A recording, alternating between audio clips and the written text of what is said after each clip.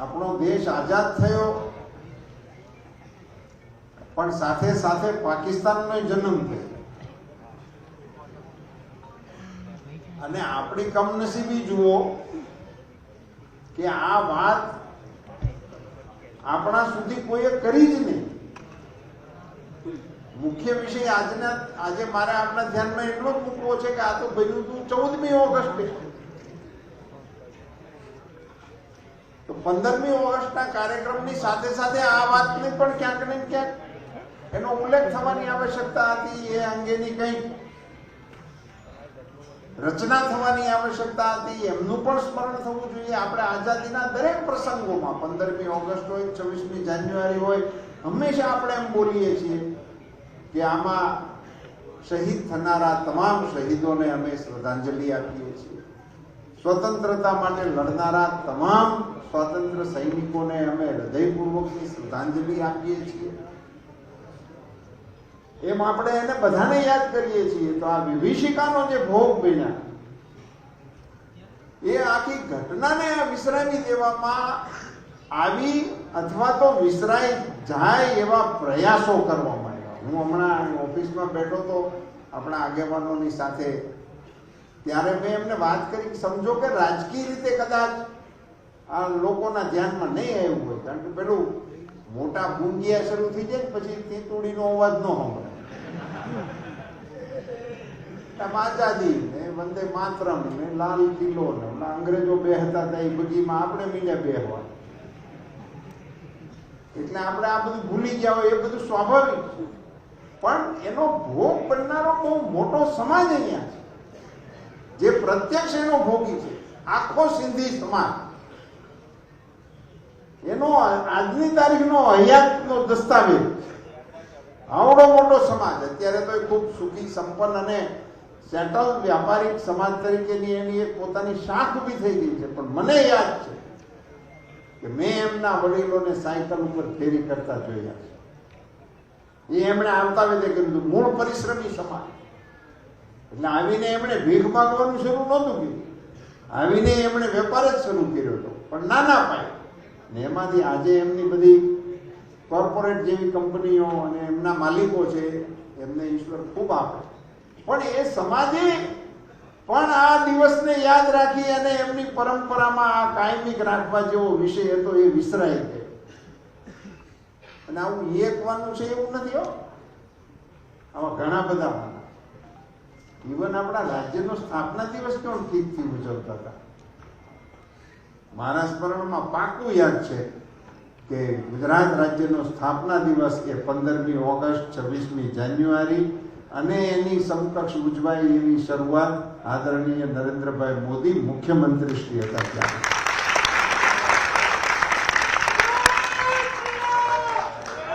એવું શું કામ એમ કહો તમે? એવું શું કામ? એવું એમાંથી આના કારણો મળે છે. એવું કેમ? એ વખતના કોંગ્રેસના નેતાઓ, ત્યારે તો રાજ જ કોંગ્રેસનું, અત્યારે આપણા કોંગ્રેસના ગુજરાતના નેતાઓ પણ એમ કહેતા હતા કે ગુજરાતની રચના એ મારા શરીર ઉપરથી થશે. એ ગુજરાતના વિરોધમાં હતા. કોંગ્રેસ એ ગુજરાત રાજ્યની સ્થાપનાના પક્ષમાં નહોતી. અમદાવાદ તો એ લડાઈનું સાક્ષી છે. અહીંયા એ લડાઈ લડાણી હતી અને કોંગ્રેસ કાર્યાલયની સામે ગોળીબારો થયા હતા અને ગુજરાતના નાગરિકોના બલિદાન લેવામાં આવ્યા હતા. એમાંથી ગુજરાત રાજ્યની સ્થાપના થઈ હતી. હિન્દુ ચાચાના નેતૃત્વમાં જે આખી લડાઈ હતી. પણ એટલે શું થાય કે જે પક્ષ એ વખતે સત્તામાં હતો એને આ પસંદ નહોતું, એટલે પછી ગુજરાત રાજ્યની સ્થાપના દિવસે એને એનું રાજ તો એનું જ આવ્યું, એની ઉજવણી થઈ નહોતી. પણ મારે આપ સૌના સ્મરણમાં મૂકવું જોઈએ કે ઘટનાઓને જેમ છે તેમ પ્રસ્તુત કરી અને એનો યોગ્ય સમયે ઉપયોગ કરવાની સુંદર મજાની સૂઝ ભગવાને આપણા વડાપ્રધાન અને તત્કાલીન મુખ્યમંત્રી શ્રી નરેન્દ્રભાઈ મોદી સાહેબને આપી. મને બરાબર યાદ છે અને હું અહીંયા આપ સૌ કાર્યકર્તાઓની વચ્ચે શેર કરીશ કે રાજ્યનો સુવર્ણ જયંતિ મહોત્સવ, ગુજરાત રાજ્યની સ્થાપનાને 50 વર્ષ થયા ત્યારે એનો સુવર્ણ જયંતિ મહોત્સવ ખૂબ દબદબાભેર ગુજરાતે ઉજવ્યો. યોગ હતો કે આપણી સરકાર હતી અને મોદીજી મુખ્યમંત્રી શ્રી હતા. એ વખતે ગુજરાતની વિધાનસભામાં અત્યાર સુધીમાં 1900ની આપણે જ્યારે 50મો 61 પછી 50 વર્ષે 11માં જ્યારે આપણે ઉજવ્યો ત્યાં સુધીમાં ચૂંટાયેલા તમામ લોકોને આમંત્રણ આપ્યું અને એ બધાને વિધાનસભામાં બેસાડી અને એવો કાર્યક્રમ કર્યો હતો ને એક લીટીનો એક પ્રસ્તાવ પસાર કર્યો હતો તમારા સ્મરણ માટે કે નર્મદા યોજનામાં અમે બધા જ સંમત છીએ અને સર્વાનુમતે એ ઠરાવ પસાર થયો હતો. ત્યારે એને નર્મદા પ્રસ્તાવ તરીકે સ્વીકાર્યો. આ આખો ઇતિહાસ તો મેં તમારી જાણ માટે કીધો, પણ મારે એમાં મહત્વનું એ કહેવું છે કે એ સ્વર્ણ જયંતિ મહોત્સવની શરૂઆત, એનો પહેલો કાર્યક્રમ માનનીય મુખ્યમંત્રી શ્રી નરેન્દ્રભાઈ મોદીની ઉપસ્થિતિમાં અમરેલીથી શરૂ થયો. શું કામે? ગુજરાત રાજ્યની સ્થાપના થઈ ત્યારે એના પ્રથમ મુખ્યમંત્રી ડોક્ટર જીવરાજ મહેતા હતા અને અમરેલીના હતા.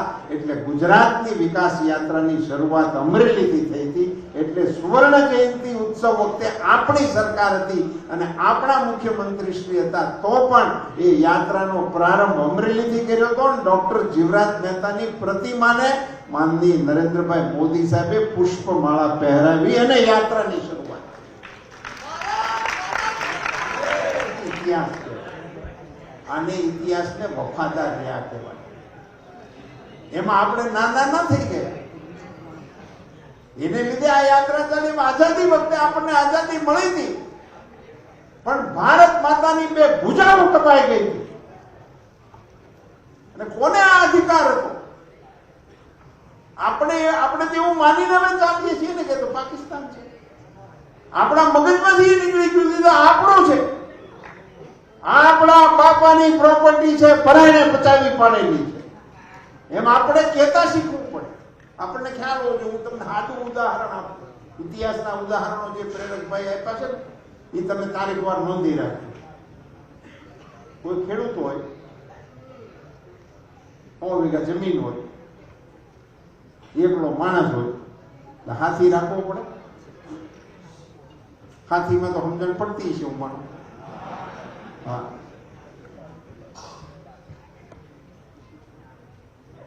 હાથીને ગરદણીને બહુ સારું પડતું હતું એટલે લાંબો સમય આવ્યું. ખેડૂતને એક દીકરો થયો,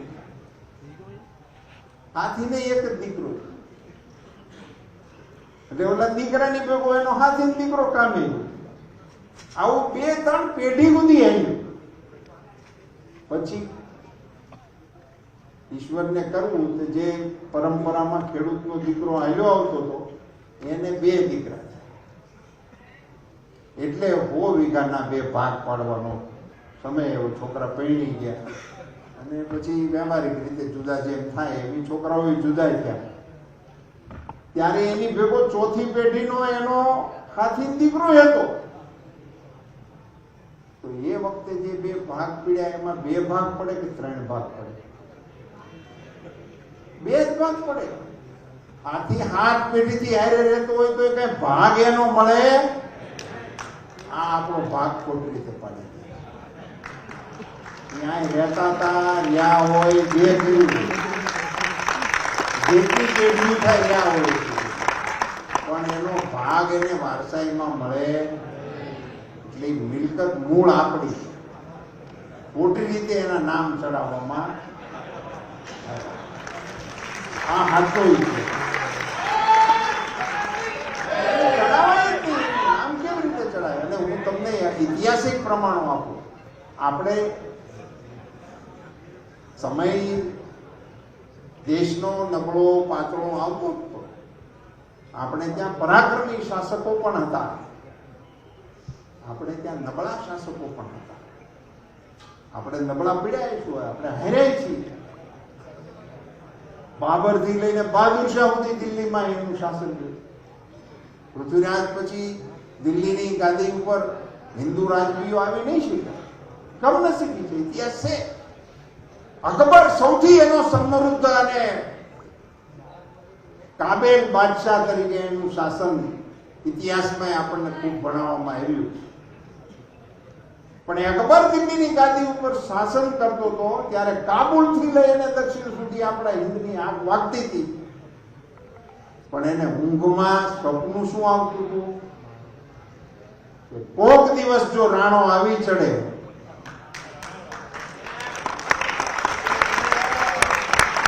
પુત્ર અહડા કીજીએ જૈસો રાણ પ્રતાપ, અકબર સૂતો ઓજ पे જાણે સિરાણે સા.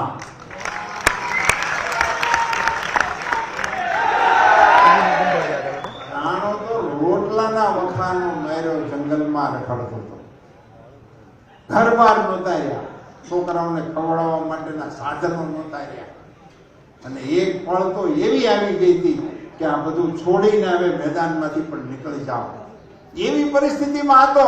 પણ એટલું એનું શાસન પ્રબળ હતું અને સામે રાણો બિલકુલ રાન અને પાન હતો. એવા સંજોગોમાં પણ એના મનમાં એવી પાકી વાત હતી કે કોક દિવસ જો આ વારસદાર અહીંયા આવીને આપણને તગેડી મૂકે તો આપણું મુકામ કાબુલમાં થાય, દિલ્હીમાં ન થાય. આ માનસિકતા એની હતી. શાસક હતા તો પણ એની માનસિકતા હતી. અને ત્યારે આપણા ટુકડા ન કરી શકે. આટલું હતું છતાં પણ એ ભારત તો અખંડ જ હતું. એના ટુકડા એ વખતે ન થઈ શક્યા. અંગ્રેજો 250 વર્ષ મીઠા, એમણે એના આપણા ટુકડા એ ના કરી શક્યા. એમણે આપણી ઉપર ઓછું જુલ્મો આપણી ઉપર ઓછા નથી થયા. મને આપણા રણજીતભાઈ વાંક છે, તમારા કોર્પોરેટર, હા તમારે આ બેહવું જોઈએ. એમણે મને સરસ મજાની વાત કરી. ખિલજી હતો, હા ખિલજીએ, તમે એની કલ્પના કરો કેવા કેવા જુલ્મ થયા. જો ખિલજી માંદો પીડ્યો તો માંદો પીડ્યો તે અહીંયા ભારતમાં આવી ગયો હતો. તેને એના હકીમો કેડે હાજુ ન થયું તો કોઈએ કીધું કે અહીંના આયુર્વેદના સરસ વૈદ્યો છે, તમે એનો સંપર્ક કરો. તો એમણે કીધું કે હું એ કાપરની દવાનો ને હજી ટંગડી તો, પણ પછી તબિયત નહીં સારી થતી હોય એટલે કે એની સલાહ તો લો, દવા ન લેવી તો ન લેતા. સલાહ લેવા માટે બોલે, સલાહ આપી તો એને સલાહમાં તો દવાનું જ આવે કે તમારે આવું આવું કરવું, તારી દવા ન લો. હવે કાંઈ વાંધો નહીં. એને એક પુસ્તક આપ્યું, એનું પુરાણ જ આપ્યું. આ તો બીજું કઈ વાંચે નહીં, ભેટ આપ્યું વૈદરાજે. અને એમને કીધું તું આનું વાંચન કરજે નહીં. તો એ વાંચતો તો પછી એને પાના ફેરવવા પડે ને. તો વૈદરાજે કિમિયો કર્યો, એના આયુર્વેદના એવી રીતની બધી બનાવી પટ અને એ પાના ઉપર લગાડી દીધી. એટલે એને પાનું ફેરવું પડે ને, આમ થૂકવાળો હાથ મોટું કરે, આમ કરી પછી પાનું ફેરવે, આમ કરી પાનું ફેરવે. એટલે ઓલાને પાનાની ઉપર અડેલી એની દવા એના મોઢામાં વહી જાય અને એ હાજુ થઈ ગયું. પછી એને ખબર પડી કે આવો કિમિયો કરી તને હાજો કર્યો. પછી એને પૂછ્યું કે આવડો મોટો આ તજજ્ઞ ક્યાંથી થયો?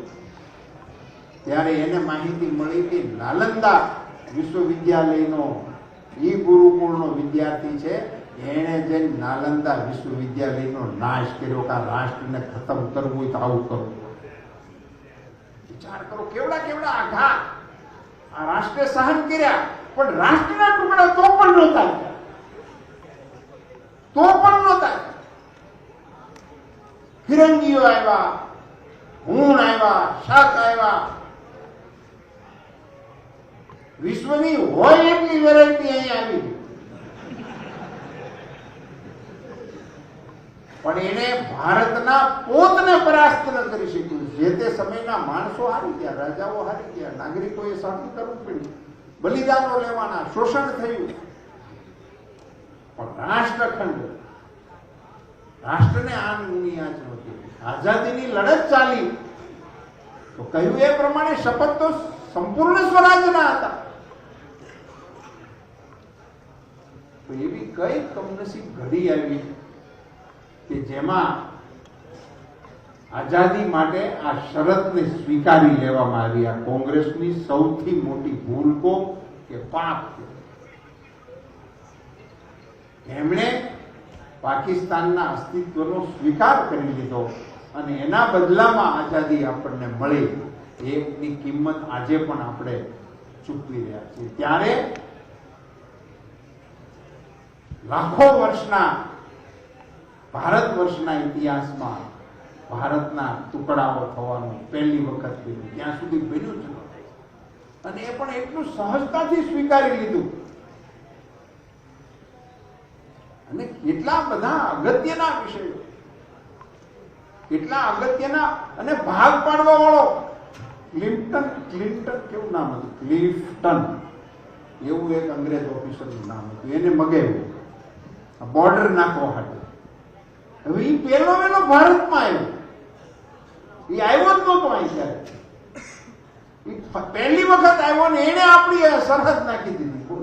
એને ખબર શું પડે કે પહેલી બાજુ શું છે, આપણો ઇતિહાસ શું છે, આપણા માનબિંદુઓ શું છે, આપણા સાંસ્કૃતિક શ્રદ્ધાના કેન્દ્રો શું છે. આવું કશું જ જોયા કરવા વગર અને વાતો તો ઘણી બધી થઈ હતી કે અમે સલામતી આપીશું, અમે સરહદ પાર કરાવીશું, આ બાજુથી નાગરિકો હેમખેમ આ બાજુ આવી જશે, આ બાજુથી નાગરિકો હેમખેમ આ બાજુ જશે. આવી બધી વાતો હતી. પણ તમે હમણાં કદાચ ફિલ્મ જે આપની સામે રજૂ થઈ છે એમાં એના વરવા દ્રશ્યો તમે જોયા હશે. આ દેશના કમનસીબ નાગરિકો એવા દ્રશ્યના પણ સાક્ષી બન્યા કે ટ્રેન આવે પણ ડબ્બામાંથી કોઈ બારું ના આવે અને સામે લેવા જનારા લોકો ડબ્બાઓ ખોલીને એમના અંગને અને મૃતદેહોને બહાર કાઢે. આખી ટ્રેનો ખડકલા ને ખડકલા. એની આપણે શરણાર્થીઓના કેમ્પો થયા. જે ગઈકાલ સુધી પોતાની હવેલીના માલિકો હતા, પોતાના બગીચાઓના માલિકો હતા, પોતાની ખેતીવાડીના માલિકો હતા, પોતાની દુકાન વ્યવસાયના માલિકો હતા, એ રાહત છાવણીની અંદર ભોજન માટેની લાઈનમાં ઉભા. 2, 5, 25 નહીં, અંદાજે જે પ્રકારે આપણને આંકડાઓ મળે છે, ઓછામાં ઓછા 20 લાખ કરતા વધારે નાગરિકોની હત્યાઓ. 20 લાખ.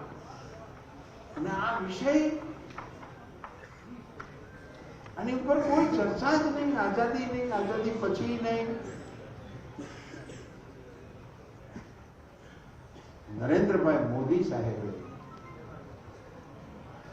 નિર્ણય કર્યો કે વિભાજનની આ વિભીષિકાને એનું સ્મરણ હોવું જોઈએ, ભાવિ પેઢીને આનો ખ્યાલ હોવો જોઈએ. અને એમાંના કારણે જે બનેલા વર્તમાન ભારતને આ વિભાજનને કારણે જે વારસો મળ્યો છે, જે ગઈકાલ સુધી આપણને પીડા આપે છે, ઓપરેશન સિંદૂર કરવું પડ્યું, એ મૂળ તો કારણ ત્યાં છે. નહીં તો આપણે કઈ કરવાની જરૂર નથી. કેટલા યુદ્ધો લડવા પડ્યા. આપણા આદરણીય અટલજી, જેમની કવિતાનો ઉલ્લેખ પ્રેરકભાઈ કર્યો, કેવો વિશાળ મનનો માણસ. ટ્રેન તો શરૂ કરી પણ ટ્રેનનું નામ સમજોતા એક્સપ્રેસ રાખ્યું. કેવો ભલો માણસ. સમજોતા એક્સપ્રેસ સમાધાન છે. આપણે એની છે પીઠમાં પણ છરી ભોંકી અને કારગિલનું પાપ આપણે સહન કરવું. અસંખ્ય વિભીષિકાઓના સાક્ષી એ આ વિભાજનને કારણે થયા છે અને એનો ઉલ્લેખ જ નહીં કરવો. ઘણી ઘટનાઓ અમે બેઠા હતા ઉલ્લેખ કરતો હતો કે આપણે જે દિવસે આઝાદી મેળવી તે દિવસે જુનાગઢમાં સ્વતંત્ર દિવસ નહોતો મનાયો 15મી ઓગસ્ટ 1947 ને દિવસે. નવાબ ભાગીને પાકિસ્તાન વયો ગયો. એનો દિવાન ભુટ્ટો હતો જે પાછળથી પાકિસ્તાનનો રાષ્ટ્રપ્રમુખ બન્યો. એ ભાગી ગયા હતા. હવે એમાં નિયમ એવો હતો કે એની સહી જોઈ જે દેશમાં ભળવું હોય અને અંગ્રેજોએ એવી છૂટ આપી હતી કે રાજા પોતાનું રાજ્ય સ્વતંત્ર પણ ઘોષિત કરી શકે. રાજાને ભારતમાં જોડાવવું હોય તો જોડાઈ શકે, રાજાને પાકિસ્તાનમાં જોડાવવું હોય તો જોડાઈ શકે. આ બધા જ અધિકારો એને આપેલા. એ સહી કરે તો પાકિસ્તાન. અત્યારે આપણે એનું હાલી ગયું હોત તો આપણે જુનાગઢમાં વિઝા લઈને જવું પડતું.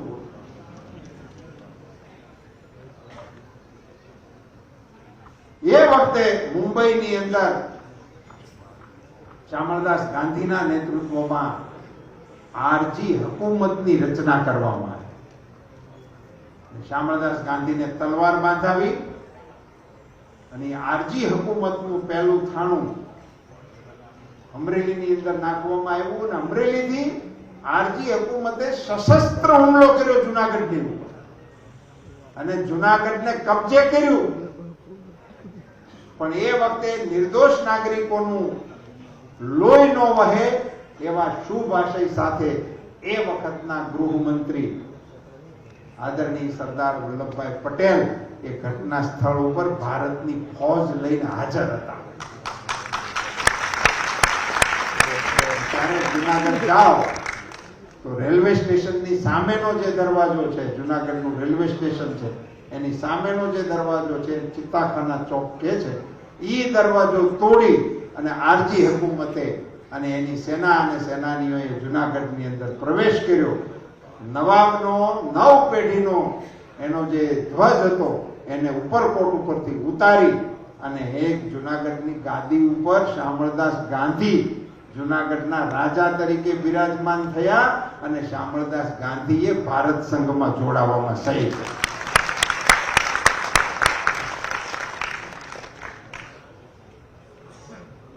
હૈદરાબાદ ને મોજ નહોતી આવતી, એને નહોતું જોડાવું.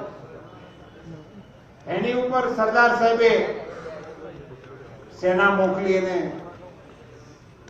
ભારત સાથે જોડવા માટેની વ્યવસ્થા ઉભી કરી. 525 કરતા વધારે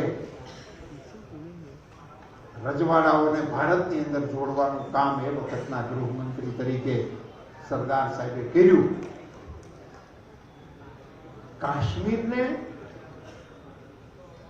વડાપ્રધાન શ્રીએ સરદાર સાહેબને ન આપ્યું, એનો હવાલો પોતાની પાસે રાખ્યો. શું કામે રાખ્યો એ મને એમ લાગે છે તમે બધા જાણો છો,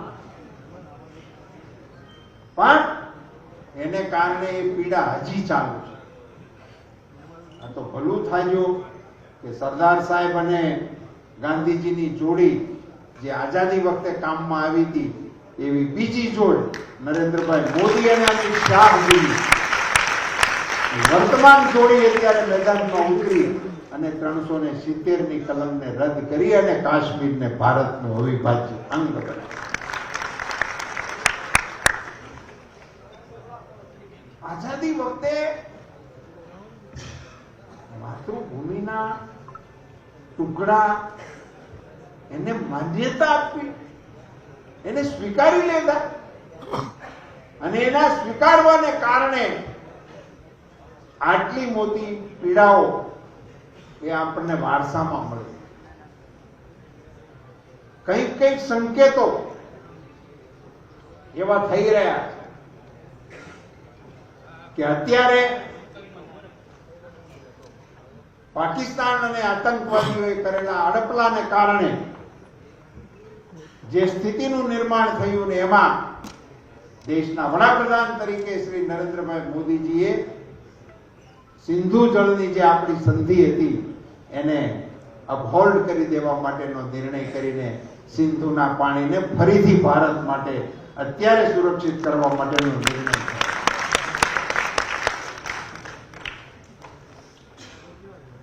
જે લોકો ઘર બાર માલ મિલકત અને આંકડાઓ તો એવું કે પાકિસ્તાનમાં 15 થી 17% જેટલા જે તે વખતે હિન્દુઓની વસ્તી હતી, અત્યારે 0.08 પોઈન્ટમાં આવી.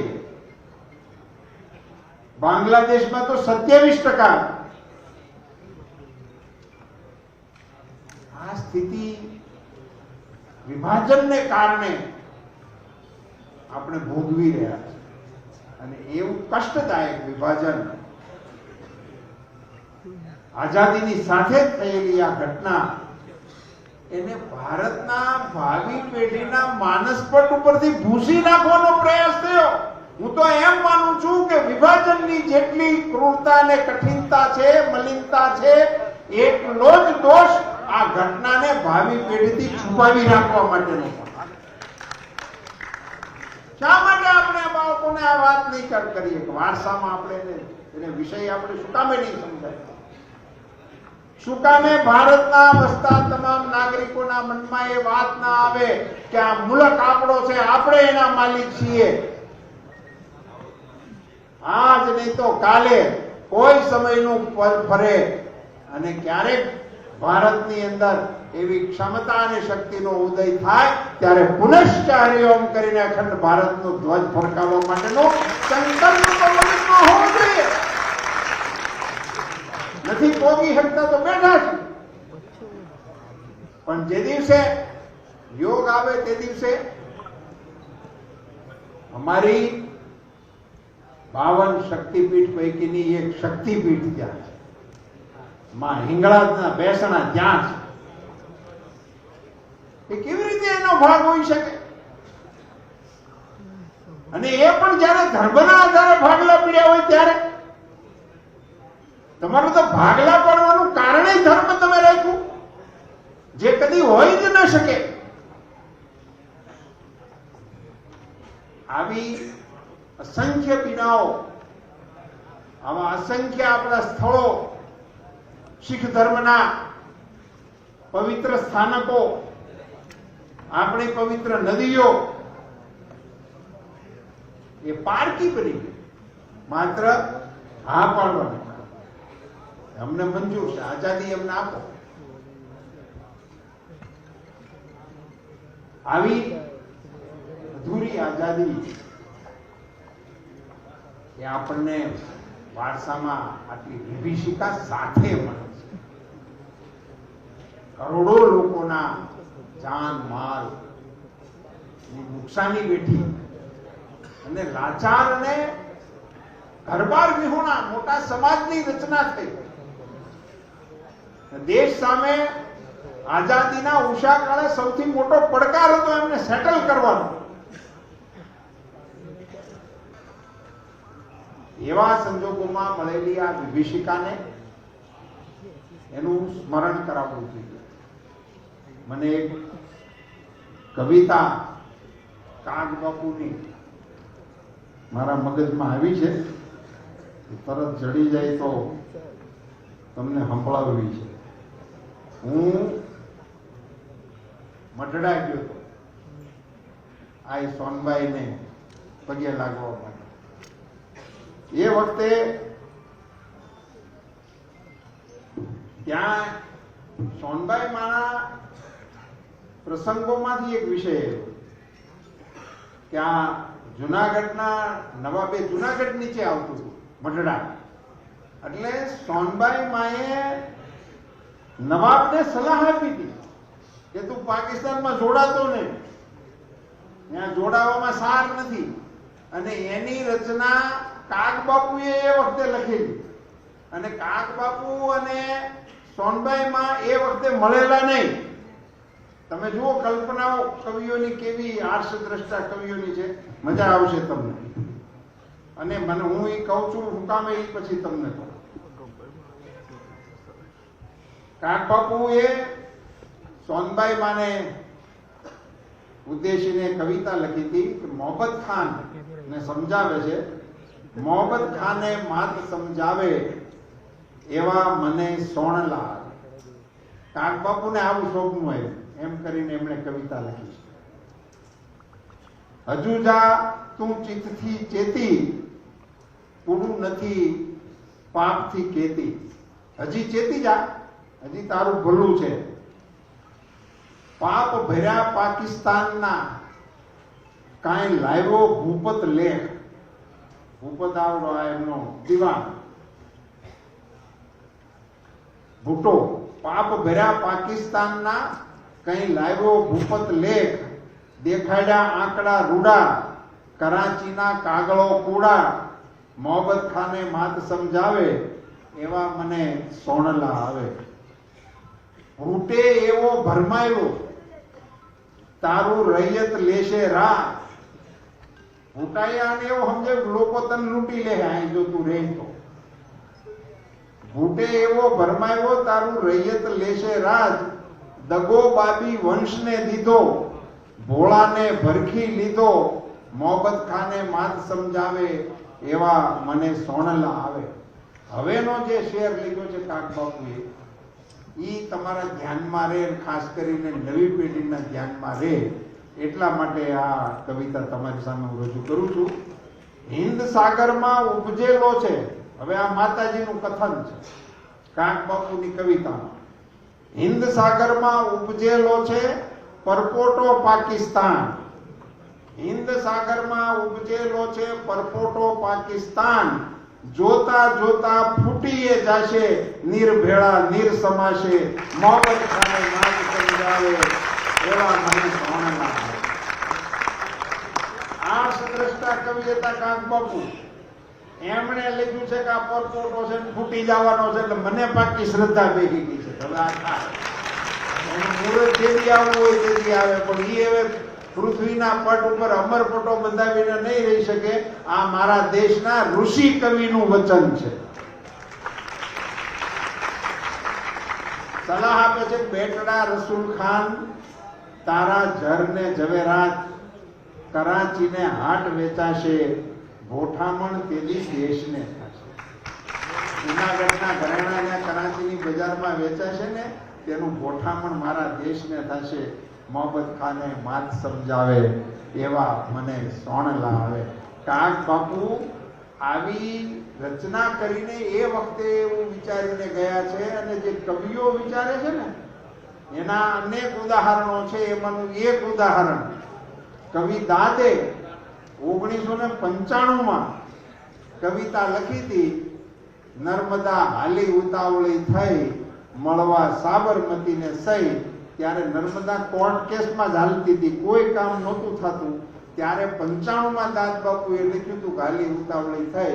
અને 2001માં નરેન્દ્રભાઈ મોદી મુખ્યમંત્રી બન્યા, શપથ લીધા અને પહેલે જ દિવસે નર્મદાનું પાણી સાબરમતીમાં નાખી કવિતા સાચી કરી દીધી.